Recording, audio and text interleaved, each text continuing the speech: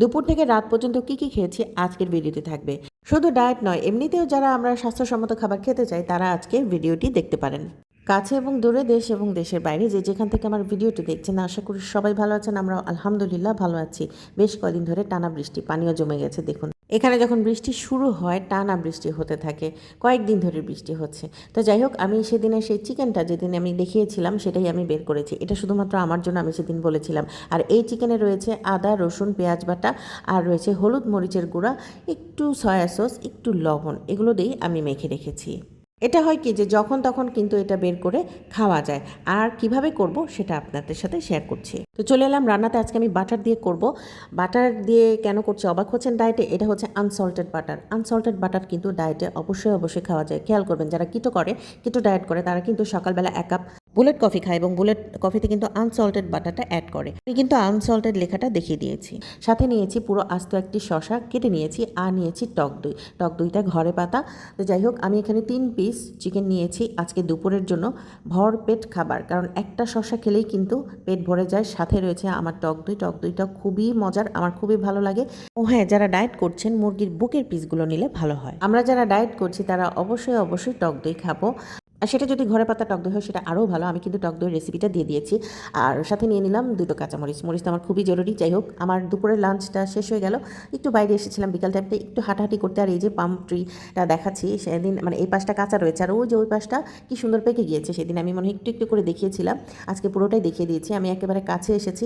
আমার যে কি ভালো লাগে, সুন্দর কালার, মানে মন চায় যে খেয়ে ফেলি। চলে এলাম সন্ধ্যার খাবারে, মানে সন্ধ্যা বলতে বিকালে আমরা যে স্ন্যাক্স বলি সেটা আর কি। তো এটার সময় আমি আজকে একটু ফল নিচ্ছি, যেহেতু আমি দুপুরবেলা, আমি কিন্তু দুপুরে কোনো ভাত খাইনি বা কোনো কার্বস নিইনি। প্রোটিন নিয়েছি, চিকেন ছিল সাথে। আর হচ্ছে এখন আমি পাকা পেঁপে নিয়েছি বিকালের জন্য। তো বেশি করে পাকা পেঁপে নিয়েছি, একেবারে বেশিও না কিন্তু, দেখছেন পোর্শনটা। আর দেখছেন সাথে নিয়েছি কিছু ড্রাই ফ্রুটস। এখানে ড্রাই ফ্রুটস বলতে কিশমিশ, বাদাম এগুলো বুঝিয়েছি। মানে আলমন্ড হতে পারে, চীনা বাদাম হতে পারে, বা বাদাম জাতীয় যে কোনো খাবার আমরা খেতে পারি। আর সাথে একটু একটা কিশমিশ ছিল, সেটা আমি নিয়ে নিয়েছি। এই খাবারটা কিন্তু মিড মর্নিংয়েও মানে রাখা যায়। তবে হ্যাঁ, যাদের ডায়াবেটিস, মিষ্টি জাতীয় ফল না খাওয়াই ভালো। আমার যদিও ডায়াবেটিস নেই আল্লাহর রহমতে, তারপর অল্প কিছু আমি নিয়ে নিয়েছি। আর এটা দেশীয় ফল, পাকা পেঁপে, অল্প কিছু খাওয়াই যায়। তবে শুধু খেলেই হবে না, একটু ফিজিক্যাল অ্যাক্টিভিটিস দরকার হতে পারে। সেটা অল্প সময়ের জন্য এক্সারসাইজ বা একটু হাঁটাহাঁটি, যেটা আমি করছিলাম বিকালবেলা, একটু হাঁটতে বেরিয়েছিলাম। আচ্ছা, আরেকটা কথা বলি, আমার সাথে যারা ভিডিওটি দেখছেন তাদের যে ডায়েট করতে হবে এমন না। তবে স্বাস্থ্যসম্মত খাবার আমি খাচ্ছি, আপনারাও চাইলে খেতে পারেন। এবং এটা কিন্তু ডক্টরের সাজেস্ট অনুযায়ী আমি খাচ্ছি। সেটা গত কয়েক বছর আগে আমি কনসাল্ট করেছিলাম। আর রাতের জন্য আমি নিয়ে নিচ্ছি এই যে বেশি করে সবজি, আবার সেই কাঁচামরিচ, একটু টক দই, আর 1 পিস চিকেন। যেহেতু আমি দুপুরবেলা 3 পিস চিকেন খেয়েছি। আর এই চিকেনটা অবশ্য আমি রান্না করা চিকেন থেকে নিয়েছি, যারা সবার জন্য যেটা নিয়েছিলাম। আর নিয়েছি সাথে একটা লাল আটার রুটি। লাল আটার রুটি নর্মাল পানি দিয়ে করব, সেদ্ধ আটার রুটিটা না হলেই ভালো। তারপর টুকটাক কিছু কাজ করে আমি 1 কাপ গ্রিন টি নিয়ে নিলাম। গ্রিন টিটা আমার সারাদিনে 2 কাপ খাই, আমি চেষ্টা করি।